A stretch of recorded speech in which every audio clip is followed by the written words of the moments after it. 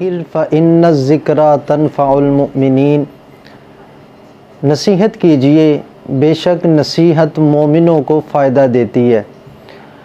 بزرگان دین کے اقوال ان کی زندگیوں کا خلاصہ اور نچوڑ ہوتے ہیں، اور ہمارے لیے اس سے بہت کچھ حاصل کرنے کے لیے ہوتا ہے۔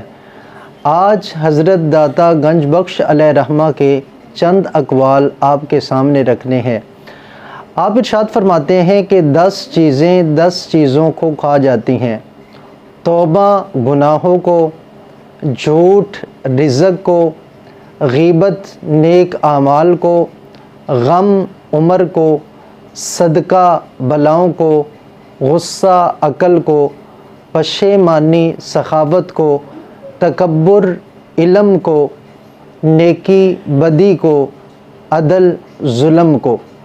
تو یہ خوبصورت باتیں، ان کے اوپر غور کریں تو جب بندہ توبہ کرتا ہے تو حدیث پاک میں آتا ہے التائب من الذنب کمن لا ذنب لہ، توبہ کرنے والا گناہوں سے اس طرح پاک ہو جاتا ہے جس طرح اس نے گناہ کیا ہی نہیں۔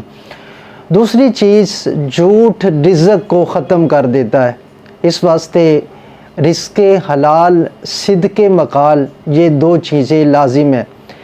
غیبت کریں گے جتنی نیکیاں ہیں آہستہ آہستہ ختم ہوتی جائیں گی، اور بندے کو غم لگ جائے تو اس کی عمر کو ختم کر دیتا ہے، صدقہ بلاؤں کو، اور فرمایا کہ پشیمانی سخاوت کو، یعنی سخاوت کرنے کے بعد اگر پشیمانی ہوئی تو اس کا ثواب ضائع ہو جاتا ہے۔ اسی طرح آپ ارشاد فرماتے ہیں استاذ کے حقوق کو ضائع نہ کرو۔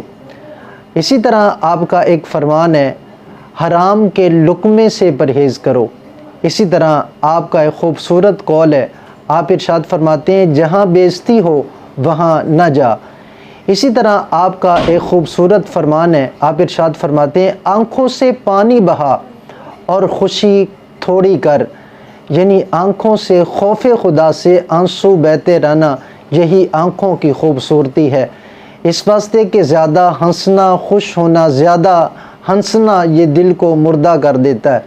اسی طرح آپ کا ایک خوبصورت فرمان ہے، آپ ارشاد فرماتے ہیں ماں باپ کو اپنا قبلہ سمجھنا چاہیے۔